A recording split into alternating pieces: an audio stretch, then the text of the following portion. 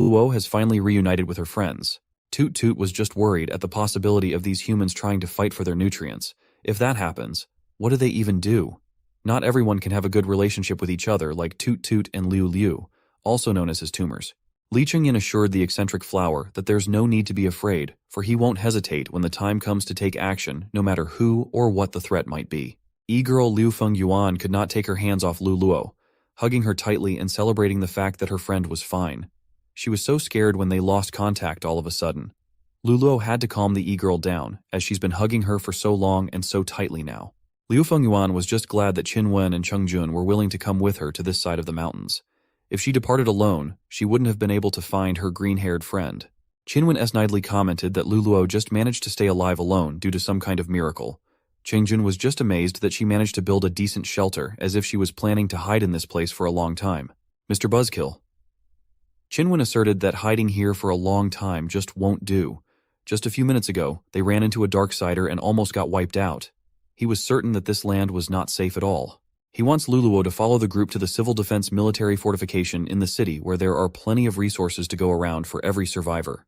Without the military fortification protecting the remaining humans, they might as well be free meat to be hunted and killed by the Darksiders. Since they were already on the topic, Lu Luo asked what exactly was happening in the outside world. Hearing that question almost made Qin Wen spiral from the sheer horror of it all. There are monsters everywhere. The Darksiders have taken over. More than half of the human population has suddenly mutated into different forms of monsters. They went wild, attacking normal humans. Chaos has prevailed, and order no longer exists. The majority of the people in the safe settlements don't even dare to go outside after seeing the terror of it all. They can only curl up in the civil defense military fortification, praying for the uncertain arrival of the army. Qin Wen says that, but he's desperately trying to get Lu Luo inside that miserable place, going as far as yanking her arm. They only got this far without losing their lives because of Liu Fengyuan's drone capturing the vacuum zones of the Darksiders. No one in their right mind would have come forward to risk their lives on such a dangerous rescue mission. So, he wants to be the knight in shining armor and get her into what he calls safety. Lu Luo's arm was starting to hurt with just how tight the brute was gripping it, trying to yank her out of her seat. This Qin Wen fella just gives off bad vibes overall. So, Li Chengyin decided to interfere, using the walls of the earthen house to push a bowl over the shelf. The clay bowl hit Qin Wen on his shoulder, shattering into tiny little pieces. The shock and pain loosened the grip on Lu Luo's arm. Liu Fengyuan decided to step up to defend her friend. As far as she knows, Qin Wen wasn't this violent before. He wasn't the type to hurt others out of impatience or anything like that. That made Mr. Buzzkill's wild temper flare even harder. He asserted that he risked his life to come look for Lu Luo, and now this e-girl is scolding him like a child. He added that if she continues being so talkative and hesitant, she will eventually die at the hands of Darksiders. Nerdboy Cheng Jun tried to mediate, jokingly asking his bro if meeting a Darksider just now irritated him so much. For now, the boys will go outside to calm down while the girls pack up and get ready to leave. Our sweet summer child, Lu Luo, was starting to blame herself for Mr. Buzzkill's actions, while Liu Fengyuan was glaring daggers on the brute. Outside, Qin Wen was still fuming for some reason. In his opinion, the girls are just not seeing how dangerous it has become out here. He's also regretting being so impulsive and tagging along in this suicide mission. Cheng-jun tried to stay level-headed and ground, urging Qin Wen not to be so rash. Lu Luo had survived all alone, so she might need some time to accept the reality of the situation. Thinking that the big guy was just hungry, he offered some roasted potato prepared by Lu Luo herself. The trip back home will be even more difficult, so they should at least fill their bellies up with nutrients first. Qin Wen took the potato like it was his rightful property. He commented that this is how it should be in the first place, that he should be getting resources first. This brazen act did not escape the land's watchful eyes. Lai Chengyin and Toot Toot quietly watched the dispute from afar. They were still waiting for whatever would happen next. Toot Toot confoundedly asked if this is how humans normally interact with each other. Li Chengyin answered that it wasn't. Human behavior can't be generalized. All Toot Toot knows is that he's seeing an ungrateful and callous thug, a perfect target to steal nutrients from without feeling guilty. Those people are even eating the potato stem pieces that he painstakingly grew right now. Based on the landlord's observation, these people are not potential companions who can stay here and work together. They are friends with Lu Luo, but they specifically came to bring her away with no room for refusal.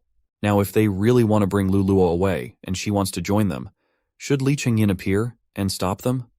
Does he even have the right to interfere with Lu Luo's decision? Toot Toot was used to just doing what he wanted to do, so he asked if those questions were even important. Being a former human, it's important for Lee Chung-yin. More important than Toot Toot's potatoes. Putting aside the topic of potato stem pieces, the snarky flower has discovered something even more important to share. The three humans came from so far away, but they don't have a hint of dark elements on them. If they were exposed to the outdoors for so long, where in the world did the dark elements go? Lee Chung-yin realized the implication of that statement, and it's a scary one. After the boys finished the potatoes outside, Chung-jun asked Mr. Buzzkill if he was in a better mood now that he had eaten something. In the meantime, Nerd Boy will just check on the girls. Maybe they're already prepared to leave. But Chinwen is one ungrateful son of a gun. Instead of thanking Luluo for the potatoes, he spat them out as if food wasn't running scarce. He emphasized that this was simply the most disgusting potato he'd ever tasted. Chingjun begged to differ. There were no problems in his potatoes. Maybe the big guy was just having anxiety issues right now. Hearing the word anxiety did not sit well with Chinwen. He admitted that he's worried for everyone's safety. If not for that, would he be anxious? He closed his fist intensely until veins started popping out. They are in an apocalypse that's filled with monsters at every corner, and he just wants to save everyone. With his face gradually turning to that of a disgustingly ugly Darksider, he angrily asked why his group kept on forcing him to take difficult actions. Inside the earthen house, Liu Fengyuan proudly presented the agricultural drone that she had taken from the School of Animal Science at their university. Remember, people, stealing is all good in the apocalypse. The drone also has an infrared ray function. Using it to bring the group back to the civil defense military fortification shouldn't be a problem. They can just take the path away from Darksider activity. She had been rattling on for a while now, but she noticed that Luluo didn't seem so happy with the idea of getting out of the woods. So, she decided to ask her friend what exactly she was worrying about. What in the world could make her so hesitant to get back into civilization? Luluo smiled awkwardly, not knowing exactly how she should answer. Previously, Lee Chung-yin had only said that he hoped to find out the situation in the outside world.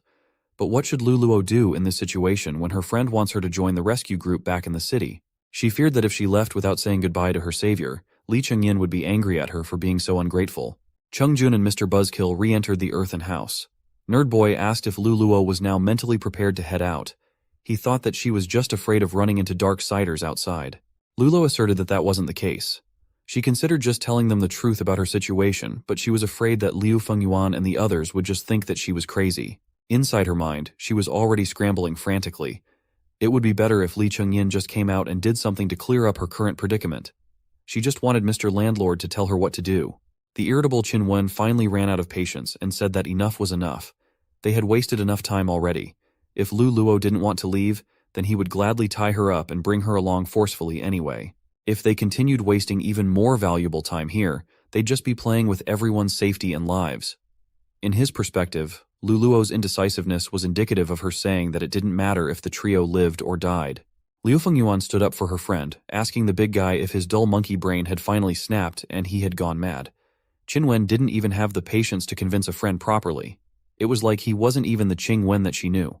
He didn't have any semblance of basis for his wild conjectures, and he just kept on talking about dying every time he opened his mouth. If he was so afraid of death, then he shouldn't have bothered joining the rescue team. Liu Fengyuan was on a roll. Then she asked Mr. Buzzkill if he saw himself as some kind of savior, that without his brilliance, everyone else would perish. Based on the darkening of his expression, it looked like the E-girl hit the nail right on the head. She took over with the decision-making, urging Chung-jun to proceed according to their plan. Miss E-girl would go outside to release the drone while Nerdboy made sure that the surroundings were safe. Her assertiveness just made glasses agree. Liu Fengyuan turned to Qin-wen one last time, urging him to wake the hell up and not let himself become the burden holding back the group in the end. Unbeknownst to everyone, the darkness inside Mr. Buzzkill's system was already itching to come out. Being forced to confront his fears with a reality check just made it worse. The plan proceeded as they had mapped out. Liu Fengyuan set up her drone to scout the nearby areas from the safety of the skies. They chose a decent clearing as a launching point. The wind force was just right so they could set off any second now. Holding the controller and getting ready to wear the mask monitor, the journey back to the settlement looked like it would be a breeze.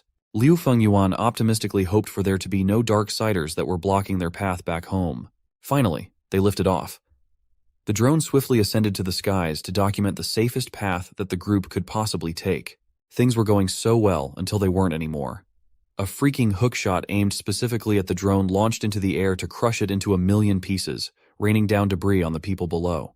Liu Fengyuan took off the monitor mask that had turned off. No one saw this coming.